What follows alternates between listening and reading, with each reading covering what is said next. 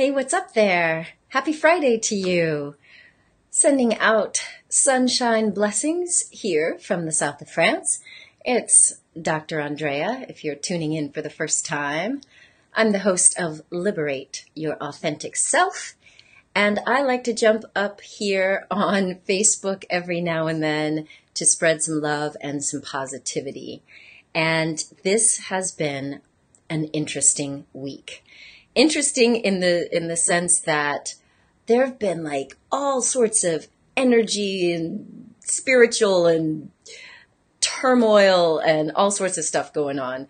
Not all bad, but it's definitely given me and some people that I know a lot of food for thought and a lot of fodder to take to our meditation mat and analyze like what's going on in my life and in my world.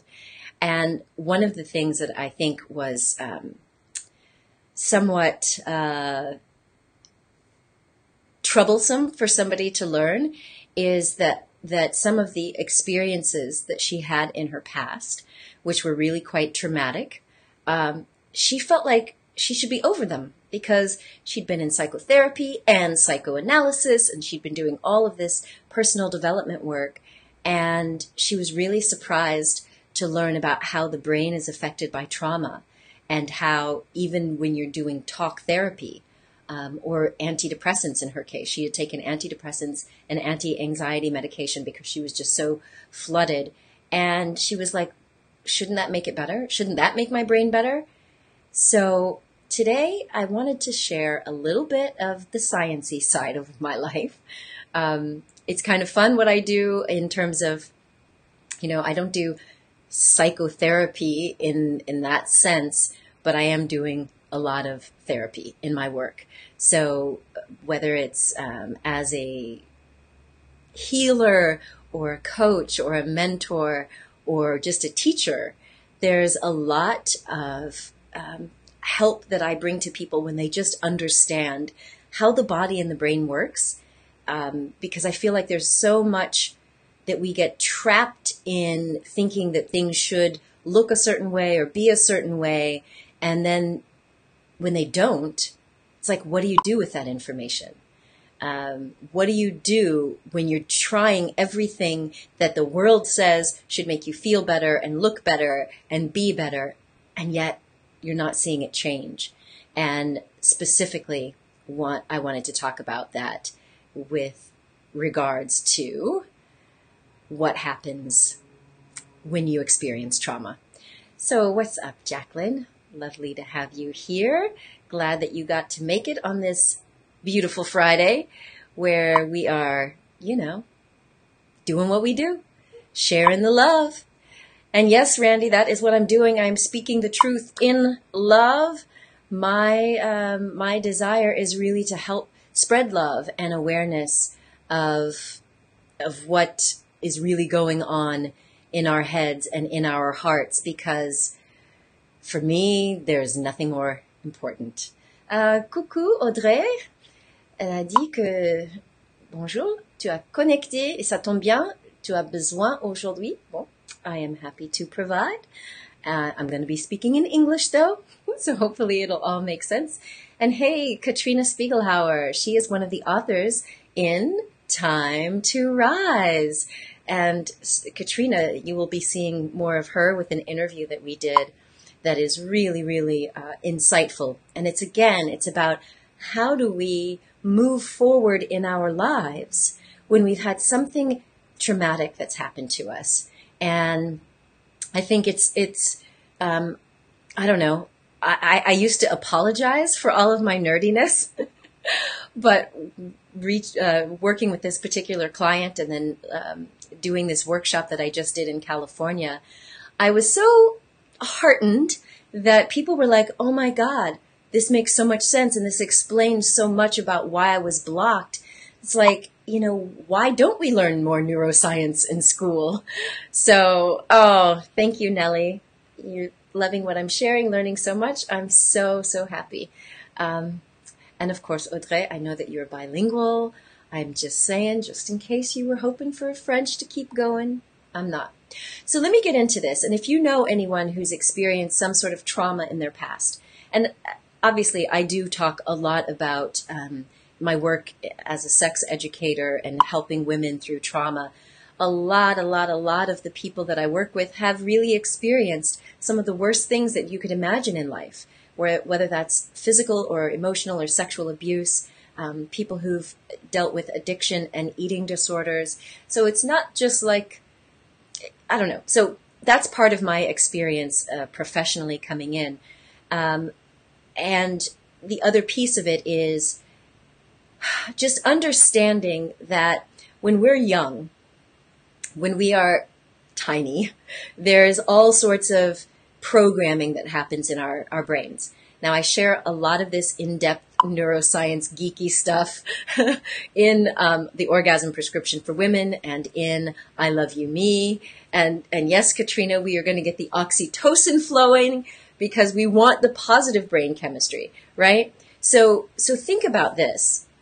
When we are children, it's already been documented that our brainwave patterns are in that state that's almost like being in a trance. So for those of you out there who've ever tried hypnosis or you practice hypnosis, then you know that getting people into a suggestible state, you can give them a meditation, you can speak to them, they can do affirmations, and it can really impact your mindset, your belief system, even your physiologic energy. So imagine that when a tiny little baby comes out of the womb and has these brainwave patterns, our brain is basically just recording information. And even though we don't have knowledge in terms of kind of understanding what everything means, there's a part of our brain that is 100% wired for survival. So anything that puts us at risk of harm, danger, or death is going to get recorded in our brains. So when you think about a young child who might have, let's say, an alcoholic parent, and they notice everything because that brain is just recording everything without making a judgment about it, because at that age we don't have judgment. They're just recording. And if all of a sudden that alcoholic parent is really abusive, that energy and that emotional connection is going to impact the way those memories are stored. So last week or 2 weeks ago, when I was in California teaching a workshop, I shared some slides. Don't worry, I'm not going to put the brain on the screen for you, but I shared some slides about certain brain regions that are affected with trauma. Now again, trauma could be witnessing something bad. It could just be somebody yelling at a child or spanking a child. Or if you've ever had a really mean teacher kind of call you out for misbehaving in class or make fun of you, or even your peers, right? Like a bullying situation where someone is making fun of you, like your little brain is going to record that as a threat to your survival. So one of the things I was saying is when your brain is exposed to trauma and it's ongoing trauma, then there are parts of the brain that are affected, like the prefrontal cortex, which is the part of our brain that really does have this higher brain function, or what we call executive function. It's the, giving us a sense of focus and meaning. It's the higher brain that develops latest in humans. The hippocampus, which is in the back of the brain, and that's tied to memory. And then, of course, the one that everybody talks about whenever we have emotional upsets, the amygdala. So the amygdala is part of what we call the limbic structure. It's part of the lower brain, or some people call it the reptilian brain. We call it the reptilian brain because even reptiles have that part. They don't have the higher brain functions that make us all intelligent humans.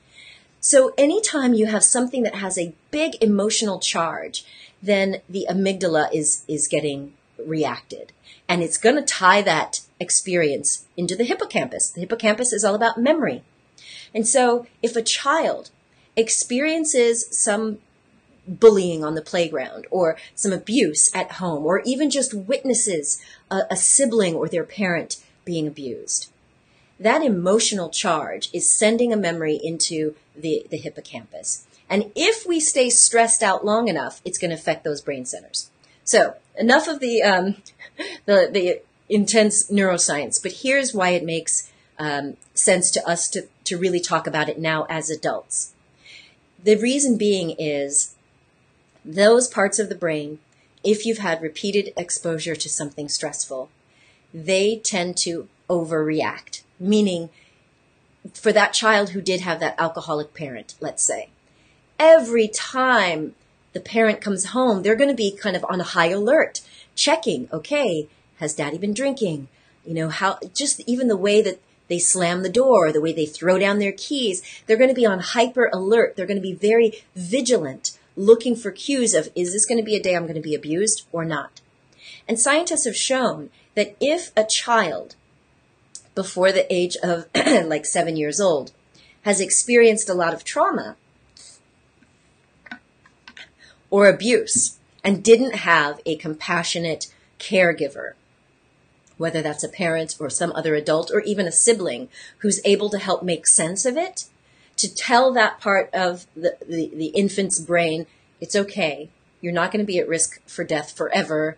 You know, if they don't have that, there's a part of their brain that's wired to compassion and self-soothing that doesn't fully develop. Let that sink in for a minute.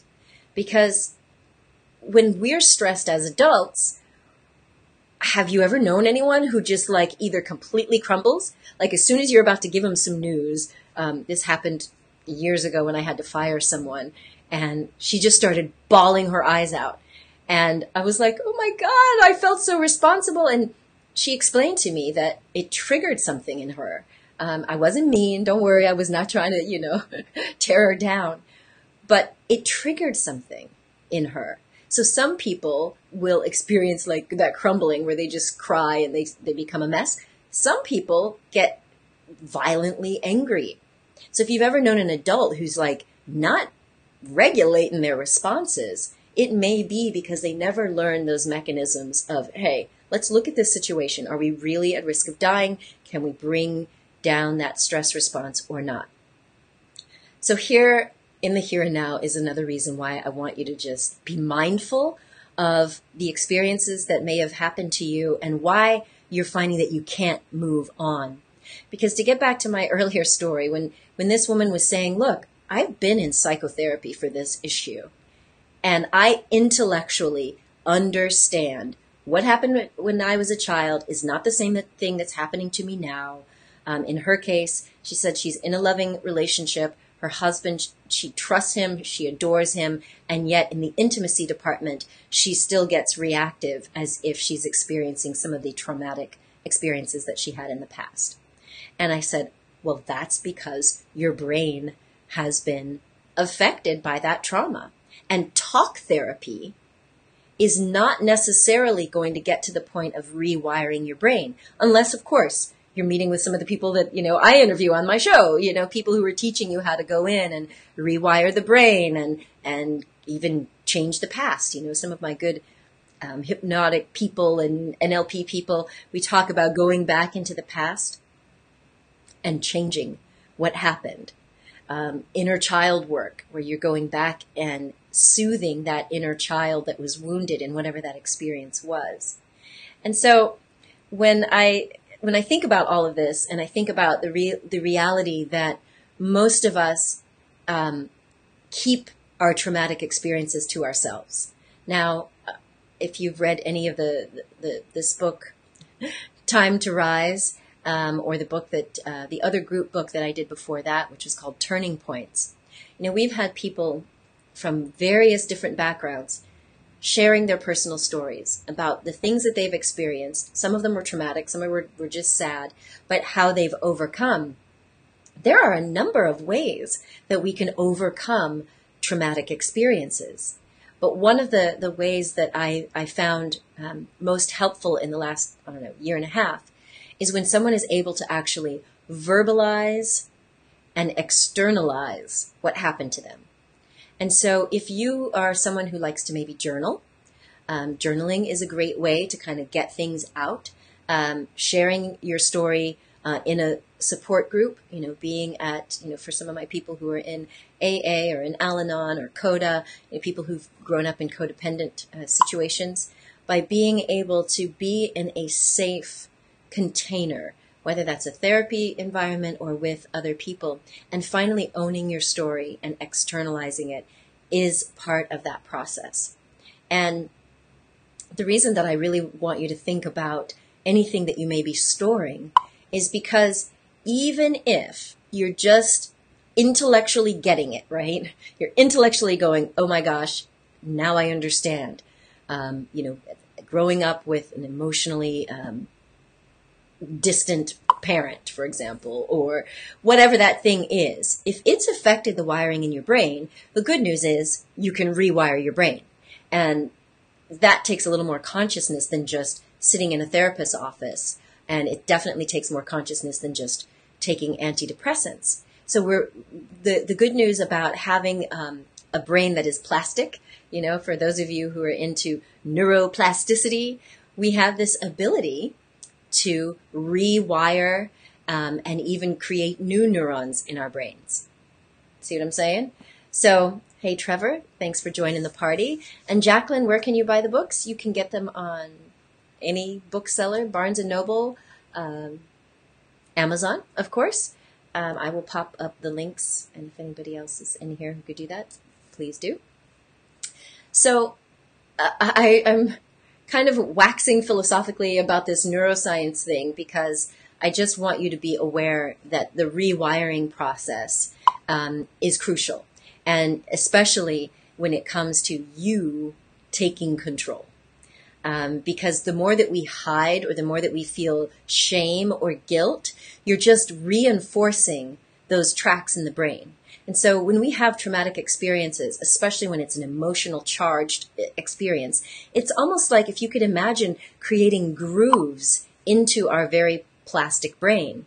And those grooves include the wiring. So if you've ever been in a situation where you kind of feel your heart start to race or you feel tension in your back and you're kind of like, you can feel that you're activated on an energetic level, something's going on in your body, then you need to start rewiring it in the opposite direction, which means bringing more peace and calm to the body and the brain as you're trying to recreate new tracks of positivity. So when you think about the fact that you have this control, for me, I find that to be the most empowering discovery. It's to know that you're not doomed to be trapped by whatever past experience has been in there. And the good news is that by just becoming aware and conscious, you're already a step in that direction. Is this making sense, or am I like going way above everyone's desire for a Friday conversation? Thank you for sharing this video. Those of you that are sharing, I appreciate it so much. Let me know. Type in. Let me know. Is this neuroscience-y stuff too much?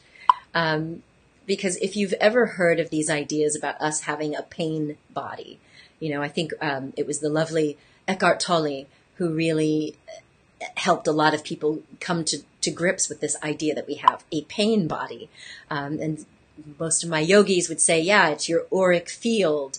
We do store traumatic memories in the body, in the brain, in our cells, and yes, in our energy field. And so talk therapy, intellectually going through your problems might help you feel a little bit at ease because you're getting like an intellectual awareness. But if you don't change it on an energetic level, you're always going to be triggered or activated. And so one of the ways that you can start to think about this is to really recognize that you are an energetic being, okay? And you are not the body, but your body is, and your brain, both of the brain is part of the body. It's not separate. But your brain, your body, is really a recording and sort of an input relay mechanism for what's going on in the outside world. So one of the ways that I like to think about this, and thank you, John, for saying that this is okay. I'm not going too far into neuroscience land. But one of the ways I like to think about it is this. If you have ever received a text message, let's say, your phone goes off and you see who it is and you're like, you get that little thrill because it's somebody that you apparently like. You're digging them, you're crushing on them. Well, what happens? Like, you get your heart rate up, maybe you start to breathe a little different, you might even get a little bit warm and flushed. And so you know that affects you. And they weren't in the room. It was just seeing their name or seeing that text come up.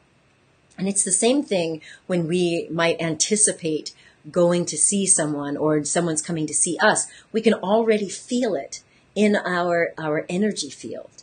And so recognizing that your body and your brain and your heart is literally like an antenna. Like we are picking up the vibes out there. And in the world of quantum physics, people like to describe this neural network that we live in.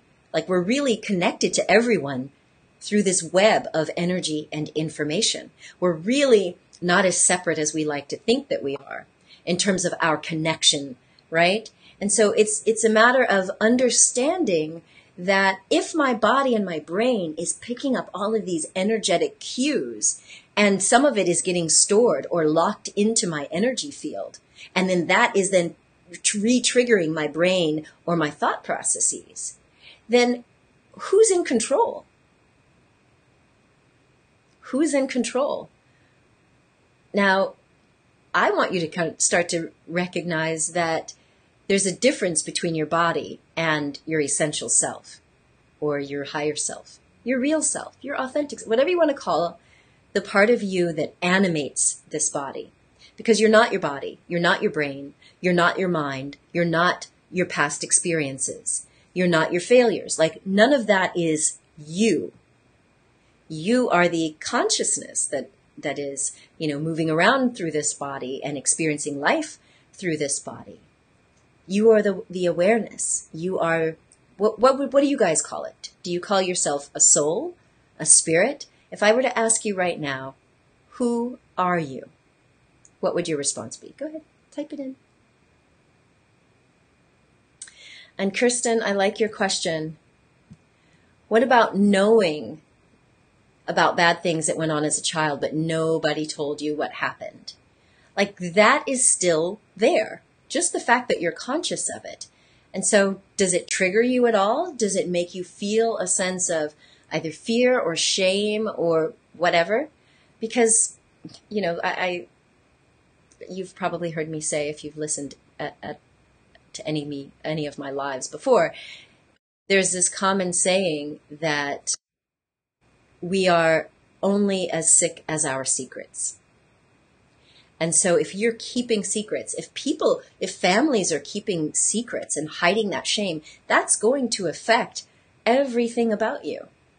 And you may not be able to dig in and know, especially if somebody's passed on. Okay, so Kirsten, you say you feel a lot of fear.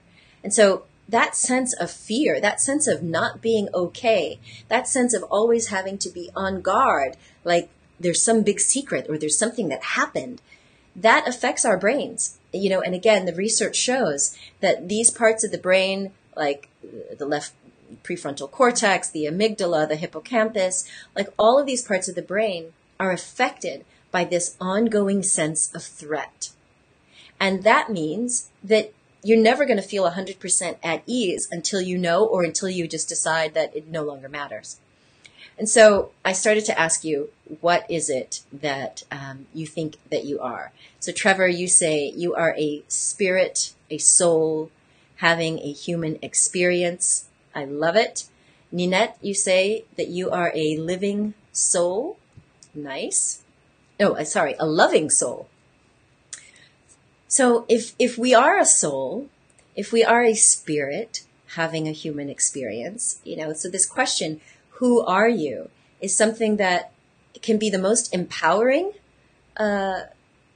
moment in your life to finally say, if I am not my past, if I am not my habits, including the bad ones, if I am not my failures, and I'm not my successes, I'm not some title, I'm not somebody's wife or somebody's CEO, then who am I? Shining light, a freedom soul. Like there's so many things, right? So if this is true, if you are a shining light, I love that, Daria. If you are a freedom soul, if you're a loving soul, and you're in this body, or you're experiencing life through this body, then there comes a moment where you can reclaim control. And control, by the control, I mean, sometimes you can't control what happens. You know, the parents you got, the experiences you had might not have been so fun. But there comes a moment where you can choose to be the director. Because early in life, we are the subject of what happens to us, of what comes to us. And I'm not going to even get into victim mentality. I'm just simply saying from the standpoint of a child or someone who has lesser power to, say a bully or an adult or a boss. When we're in that somewhat subservient or weaker position, we don't have that sense of control. We're reacting to what happens to us. But the moment that we decide to look at things a little differently, from the standpoint of I am a soul, I am the consciousness that inhabits this body, then you have a little more control over what happens. And hey, Sherry, lovely to see the little kisses and hearts. So one of the things that I shared, and Sherry, you've heard me say this before, is in the world of Chinese medicine, for example, one of our key sayings is, where attention goes, qi follows. And where qi follows, blood flows. So I won't get into the blood flow, unless you were needing blood flow. But if we just talked about where your attention goes, energy follows. So in the Chinese medicine system, we call it qi. This is this vital life force energy that flows in the heavens, in the earth, and yes, in our bodies. And we exchange it, we interact with this life force energy. When this life force energy gets blocked in some way, that's when we start to feel dis-ease. We don't feel comfortable in our own skin. But the power of understanding that where your attention goes, energy flows, then you get to recognize that the quality of my attention matters. Because just as we're saying that we live in this matrix, we live in a world of energy and information. Everything comes down to this energetic soup that we're swimming in. And so, again, thinking of our body and our brain as an antenna, we are always surrounded by these waves of energy and information. So thinking about an antenna, if you are tuned into the radio station, you know what I'm going to say, of WLUV, if you were tuned into love, like what happens to us when we are in love, right? We get so tuned in and turned on that we just see goodness around us. Like, and even the stuff that would get on our nerves, we let it roll off of us because we're so tuned into that energy that it affects our body. It affects our brain. It affects everything. And the quality of our relationships improves when we're in love or even when we're infatuated. And why is that? Because love on the, emotional energy scale is at the top. And if we can feel that sense of love, it affects everything around us. Now, if you're in love and you're not really choosing to focus on love and positivity, it's just all around you, that's one thing. But what happens when you're going through a crappy week, or your kid is sick, or a loved one has just had some terrible accident? How easy is it for you then to tune your attention into love? It's pretty easy for us to start to look at and pay attention to more negative circumstances. And then what does that do to your body? What does that do to your morale? So again, if you recognize that I am the consciousness, I'm the soul that has been given this gift of life in this body to run around on earth, hopefully living out my soul's purpose. And where my attention goes is where energy flows.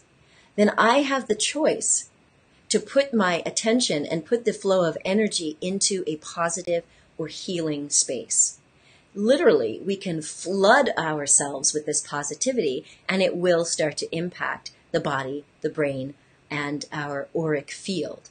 So I know that this sounds like a lot, and Ashara says this could mean standing up for ourselves because we are no longer that vulnerable child or victim. Yes, that's you recognizing like, okay, I'm going to stand up for myself. I'm going to take charge of a situation. And here's what that would do, Ashara, is that would help feed back into that brain. So that part of the brain that may have been the vulnerable child or victim in the past, that part of the brain that got turned on and is being hypervigilant and is always feeling a little afraid and always having to kind of check for danger. If you can, with the power of your intention, continually, as Cecile says, be responsible, meaning we are able to respond, you can start to say, listen, okay, brain, I get it. You have that intellectual understanding. I get what happened to me in the past. I understand why that has impacted me so. But I'm telling you, brain, I'm putting you on notice that now it's time for us to focus on who I am in the now. I'm no longer that weak individual. I'm no longer that weak, worthless, puny, insignificant being. I'm ready to step up as the more powerful me. And all of this can eventually lead back into changing the energy of your auric field. Now, many of us will say, that means you're going to have to start really being mindful of the kind of people you entertain, the kind of environments that you entertain, until you can get to a point where you are really, really reworking that brain system. And so just to kind of round things out and bring our little Facebook Live to a close, and I'll take your questions, one of the last things I want you to think about in terms of this deliberate focus is, what are you going to do to take control of the energy and the information in your body, mind, and your auric field? What are you going to do? Like, make a decision. What actions are you willing to take? You know, for some, you do need to be in a therapeutic environment with a coach or a therapist. Great. You can also join the Real Self-Love movement, where me and many of our other teachers and Real Self-Love leaders will be leading master classes. We'll be leading you through meditations and a whole host of activities that can literally help you rewire your brain and heal past trauma. Journaling. If you're not a writer, it doesn't matter. You don't have to be in my next book, but just writing in a journal, I keep beautiful journals with me always so that I can just get what's in my head out.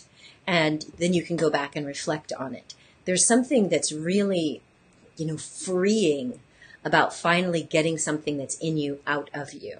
And it doesn't ever have to be shared with the whole wide world. Although, if you want to be in my next book and you've had some love, sex, or relationship trauma and now you're past it and you want to share that, we will share the link with you for that later. Daria, here's how you can join the Real Self-Love movement. We also have a Real Self-Love manifesto. Just visit realself.love, and mainly there you'll find the book and the manifesto.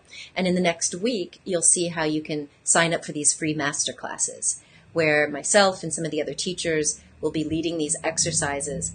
But the main point about this Real Self-Love movement is, again, the only way we are going to really make a significant change is to continually practice and create new tracks in our brain, literally. Because if you think about the number of times you felt anxious or depressed or nervous, and then you took some sort of an action, whether that was you decided not to go to that party, or you dropped out of some event, or you stayed home under the duvet, or you ate, or you did drugs, or you did shopping, or you surfed the internet to numb that pain. You've created those continual grooves in your neurochemistry, which means now you've got to focus on directing that energy into a positive way to come in with a different experience so that you can retrain your brain and your mind and your body. And so the Real Self-Love movement will provide you with just that. And Johnny, I think that's hilarious. He came in at 3313 with 13 viewers. Love it.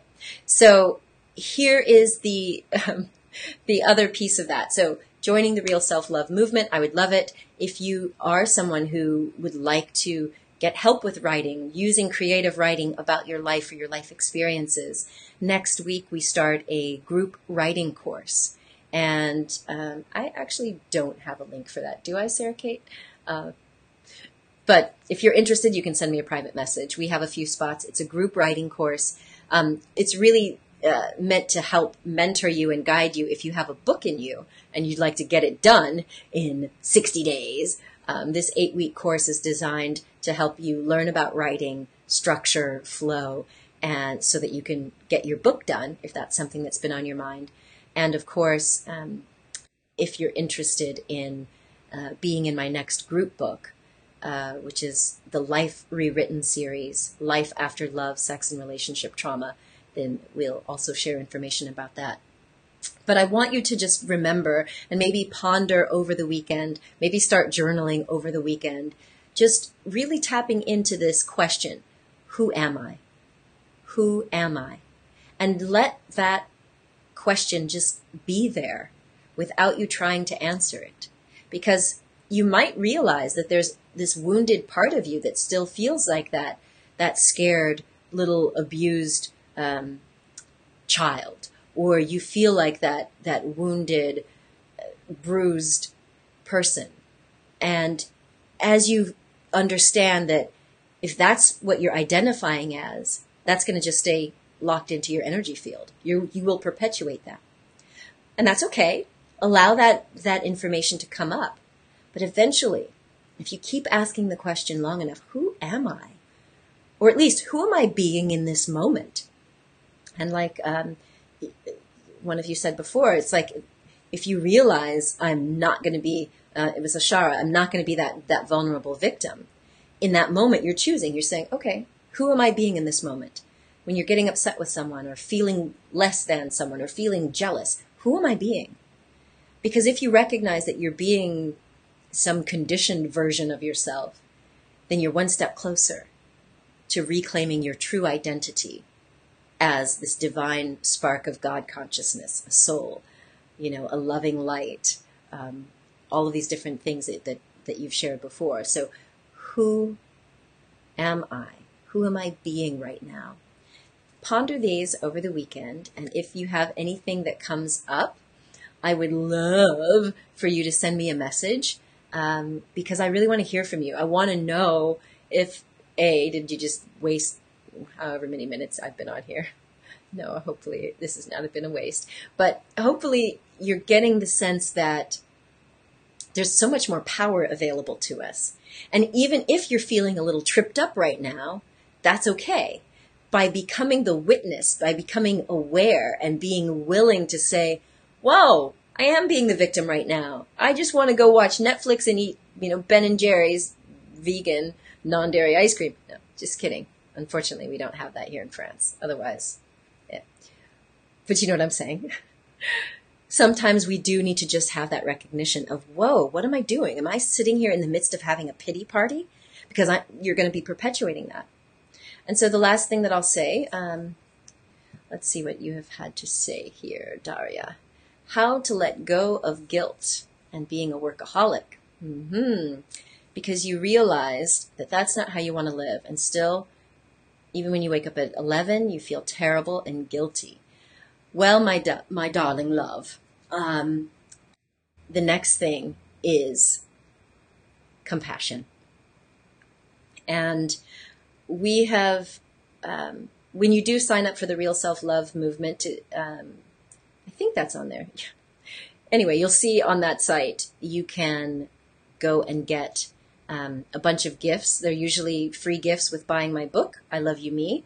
There's several downloadable meditations that I've included as free gifts with the purchase of the book. It's only $2.99, guys. You can get it on Kindle. But one of the free gifts in that is an experience that I had with this woman named Monika Lashkolnig. And she took us through her version of how to get to this sense of worthiness. But to make this really simple for you, here's what I want you to do.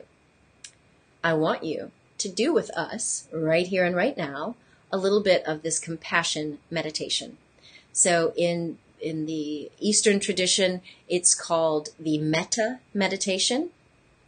And it is designed to bring about the sense of healing for what you're exactly going through, Daria.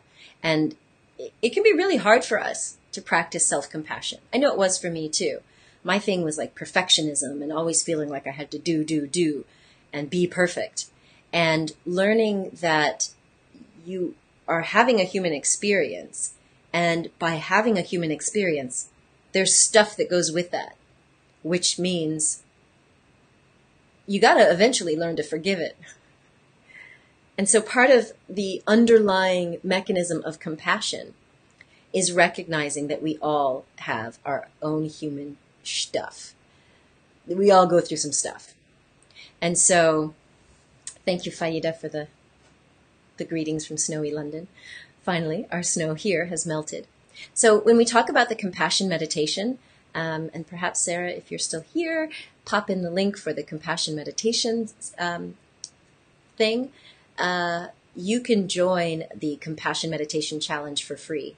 And it's 21 days of practicing meditation, but in the form of compassion meditation.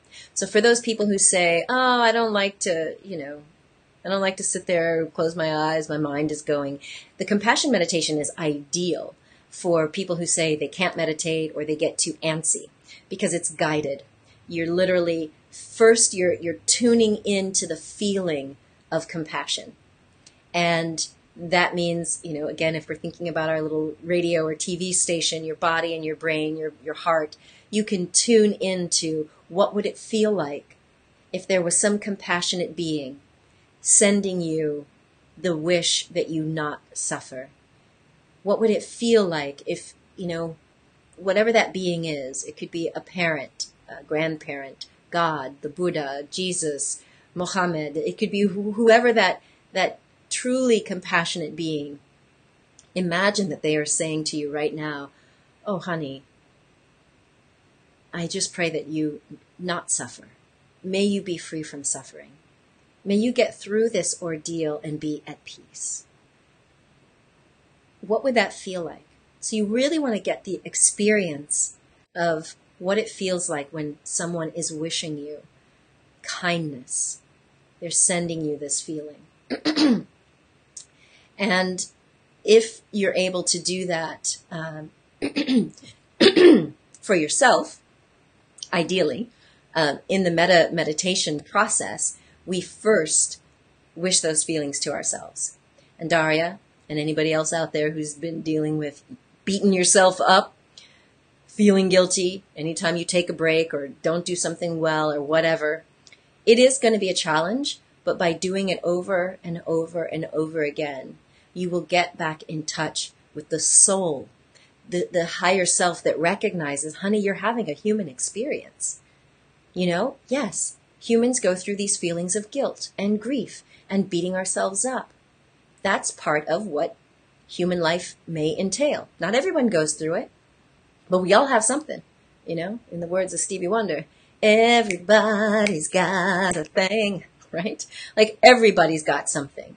And so when you can just recognize, wow, I'm really going through something. May I be free from suffering and the causes of suffering. May I be truly well in body, mind, and heart. It's like wishing yourself the kindness that you would wish anyone. A tiny little child who's just fallen off their bike and you're like, oh, honey, I'm so sorry. I pray that boo-boo goes away fast and you return to, happiness and good health. That same feeling that a mother has for a child or you would have for a loved one, you start to direct that feeling toward yourself. May I be free from suffering. May I be peaceful and at ease. May I be well, truly well and free from harm or free from danger. May I be truly happy and may I know the causes of happiness. So we start with ourselves, and if that's hard for you, then again, we imagine that there is some compassionate being who's able to just send that to us. And if you can imagine it again and feel the tenderness of what we humans feel when someone is truly there for us, then you can just bathe in that for a little while. And then the next thing is to send that same wish out to somebody close to you, somebody that you love, somebody who's dear or precious to you. And so again, you can imagine yourself saying, may this person be free from suffering. May they be truly well in body, mind, and heart.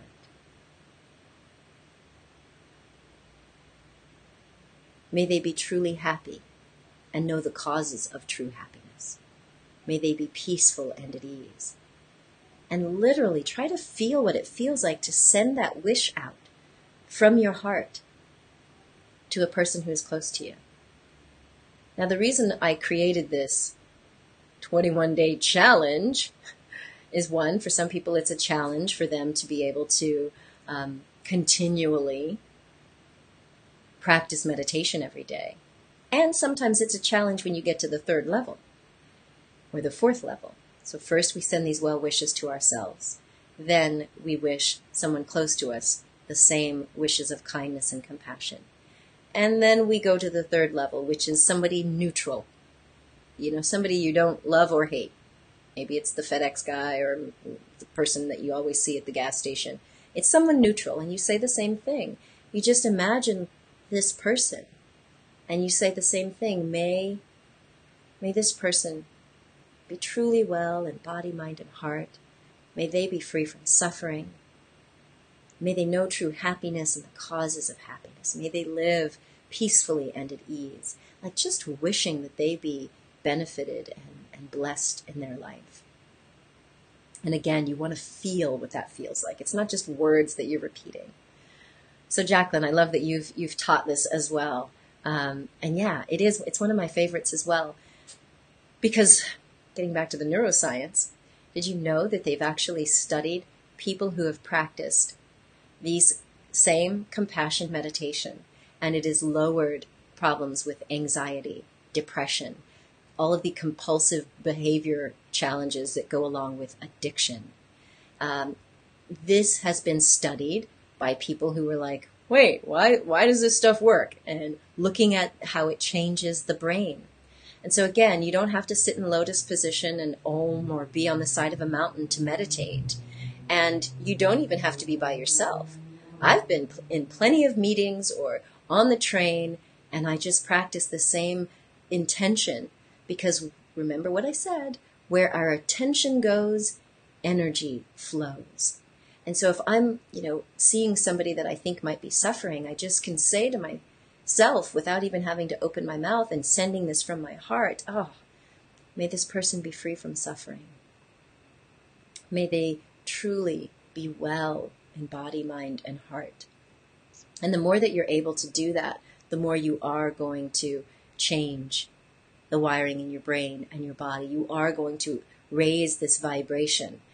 Because as much as we might want to be bouncing off the walls in love, sometimes we just need to get a little bit higher. And yes, Rosie, energy is everything. And so if you recognize that energy is everything and energy is everywhere, back to our radio analogy. If we think about the radio dial, right now in this little room, the radio waves associated with 97.1 on my FM radio dial, those waves are here. Okay, I may not see them or hear them, but if I tuned the antenna on my radio to pick it up and hooked it up to a speaker, then I would hear the music playing on that station. Just like I would hear the music tuned to 107.4 if I tuned my antenna to that. Which means right here, right now, we've got 94.1 and 104.7 here in the room, plus all the other stations. All that energy and information is here right now, always, all the time. It's just a matter of tuning into it. And so when we know that energy is everything, and we know that where our attention goes, energy follows, the more that we train ourselves to tap into the energy of compassion and love and forgiveness and all of that, the more that we are going to be vibrating at that level and attracting experiences that go along with it. And so we've given compassionate thoughts to ourselves, to someone close to us that we hold dear, to a neutral person. And then the fourth step, that's somebody that ain't so easy to love. That person that you don't like or just gets on your last nerve.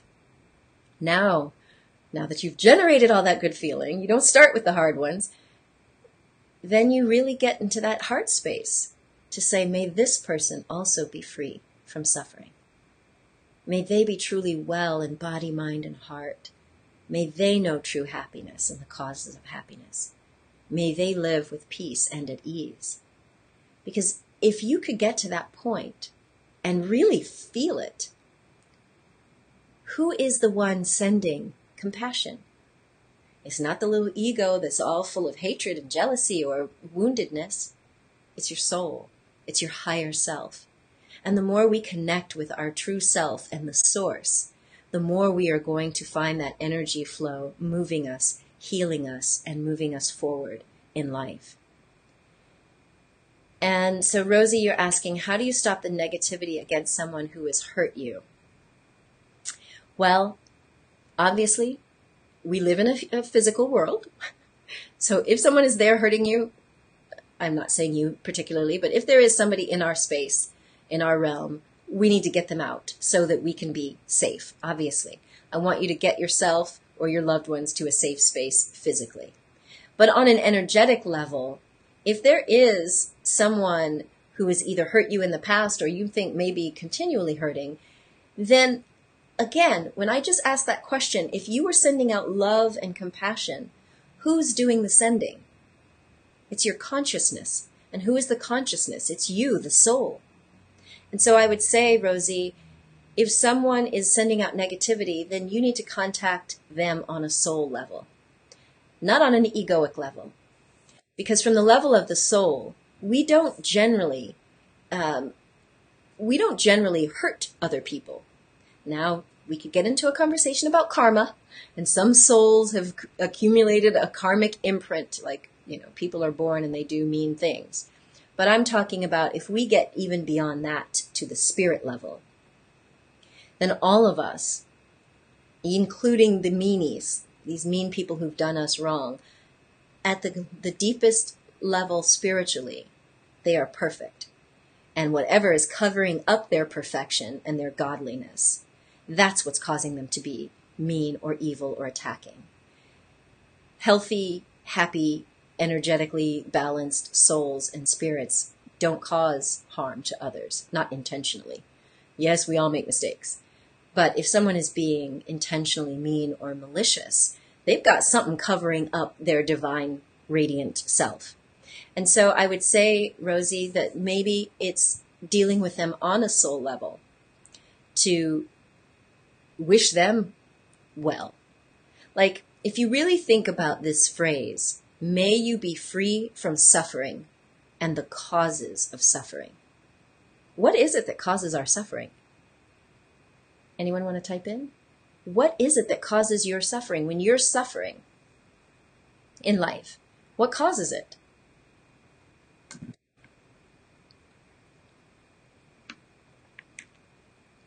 What causes your suffering? Nobody's typing. Come on, guys. Still nothing. Crickets. We cause our suffering. Yes, Trevor, but what is it that causes, how do we cause our suffering? It's our ignorance. It's not knowing who we really are. If we think that we are separate from God or the divine, if we think it's me against you, if we think there are things out here that can harm us, it's this duality. It's believing in duality. Yes, misalignment. Micro. Fear. Yes, our thoughts. So if you had no fear, if you were tuned into that God consciousness, if you were in that divine space, would you be suffering? Like, this gets into a little deeper question. One of the things I noticed in my training as a medical doctor, I remember seeing a woman who was in her last days. And she got to this moment. It just so touched me. I was saying goodbye to her because I had the weekend off. And I was basically saying, okay, I'll see you on Monday. And I knew that there was a chance that she might not be there. But as I went to her room for the very last time to kind of check on her and say goodbye for the weekend, she said, I just thank you so much. I can't believe I'm like getting all misty-eyed. This has been 20 years. But she said, I thank you. She said, I'm going to tell all my friends about you. And I just thought, oh my God, when I got in the elevator and I burst into tears, I was like, oh, how can she have such peace? And I think that when we really know that we're not this body, when we're connected to whatever that is, there comes the ability to not suffer.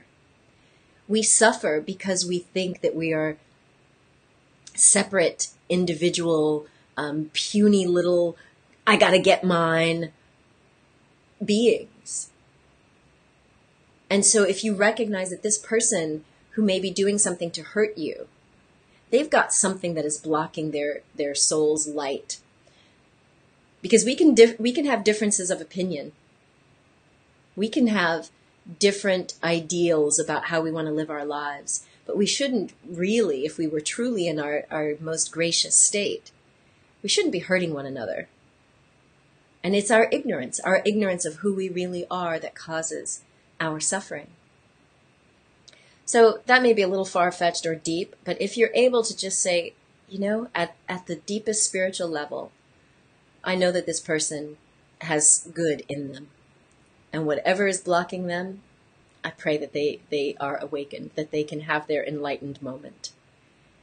And as I was teaching with Karina Virginia last month in California, and we talked a lot about energy shielding techniques, there comes a moment when we do have to realize that, as I was talking about our auric field, they've measured this aura that we emit for 20 feet out, probably further.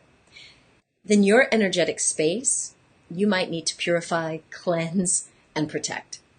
Meaning you invite in the highest level of energy, whether that's light or love from God or Jesus or angels, or the divine source. And you call that in, meaning you visualize or you invoke.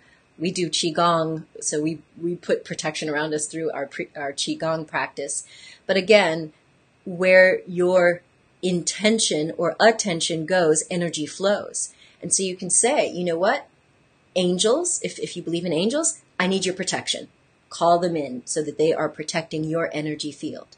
If you like archangels, you might say, a friend of mine, she will call on Archangel Michael. And she says, Michael light, descend, descend, descend. Michael light, defend, defend, defend. And so she visualizes this blue light coming and protecting her. Karina Virginia last month, she taught that you imagine coming out from your navel, this light that surrounds your body and goes up, creating almost like a teepee over your head. And you imagine that light and you really breathe in and sense that light of protection is around you. And the last thing I'll say about the energy protection thing is, for some people, when people are really hurting or poisoned in their own way of thinking, it's almost like they're shooting darts and daggers at us. And one of the things that Karina did, maybe we can share the link. Karina and I did 2 interviews. So 2 interviews ago, she was talking about, most of us when we are on this spiritual path, we want to be all love and we want to let people in.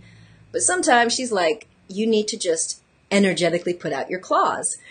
And so we did this on one of the first interviews we did together. And she was like, after you've created this teepee of light and protection, you just need to sometimes put people on an energetic level. I'm not saying walk around like this. It's not that. It's just letting these energetic forces know, this is my space. I'm the one in control of my space. Be gone. Like, and then she does this thing above the head. So there are many different ways for you to protect your energy. From my most woo-woo friends out there who talk about literally putting a protective shield from above and below. And for a friend of mine who is not really into all of this stuff, she was talking to me about this teacher who was really mean to her daughter. And she was like, I almost don't even want to go back there, but they have this event and I know I have to see her again. And I said, well, honey, here's what you do.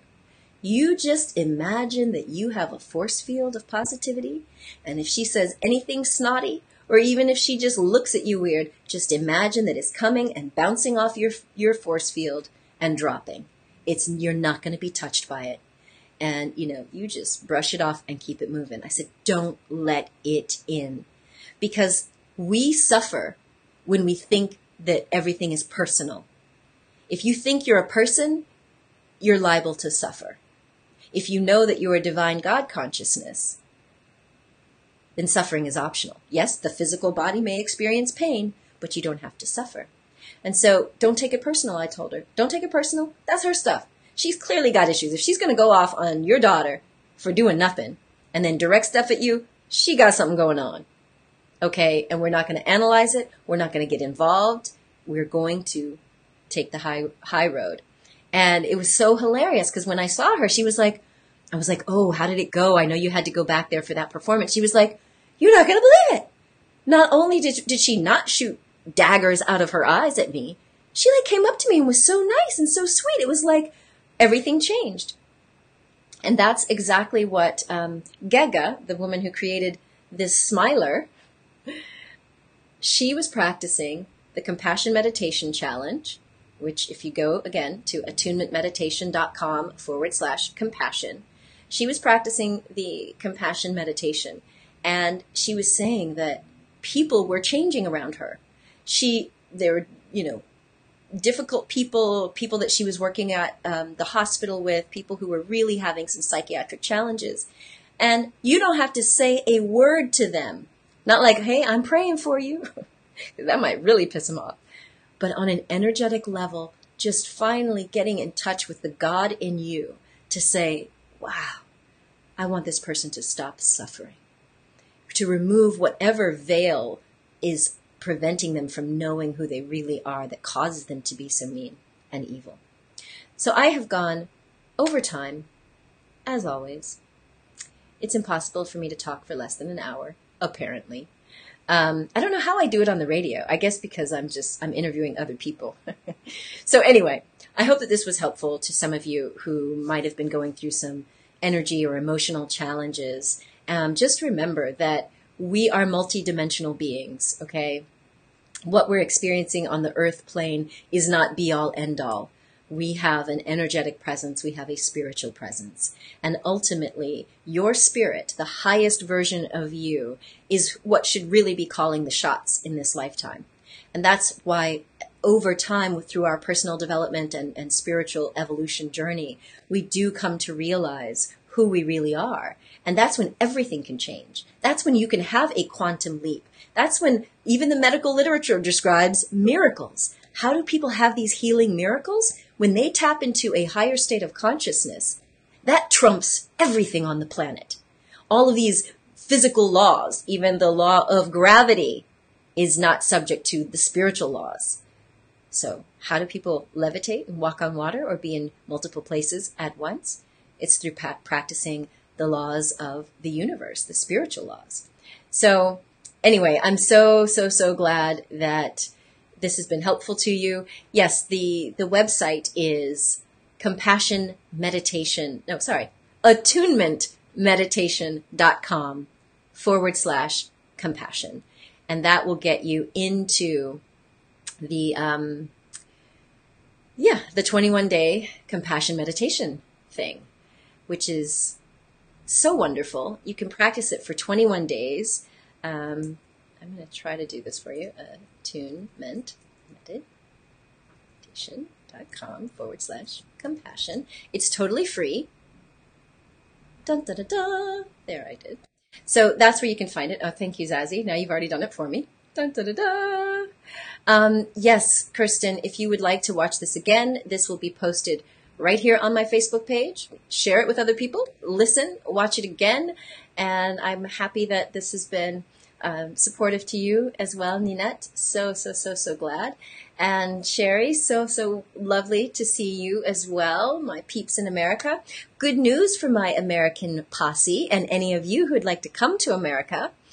Part of what we will be doing this fall, I don't even know if I'm supposed to say this out loud, dun, dun, dun, dun, but I'm going to. We will be hosting the Real Self-Love Movement with live events in person in America after much demand and requests from my peeps. So some of the Real Self leaders that you've seen me interviewing and talking to are going to be in America. Sherry, you will see me and Karina, Virginia, back at 1440 Multiversity in Scotts Valley in California for another 5-day retreat. So such good stuff happening this year. My friends, you are not alone. You are part of this tribe and this community for a reason, and that's because having this extended family allows you to tap into healing and love and positivity and to share it around and around and around. So I definitely hope that this has been helpful and supportive to you. I wish you a wonderful weekend, no matter where you are in the world. And just know that we are always, always sending you love and light from this tribe. So anytime you need it, just remember you can tap into that energy and that vibration of love and positivity. Okay, my friends? So have a great weekend, and I look forward to seeing you next week. And again, if you're interested in joining any of our stuff or anything I've mentioned in this episode, you can send me a private message. Okay? Much love, my friends. Bye.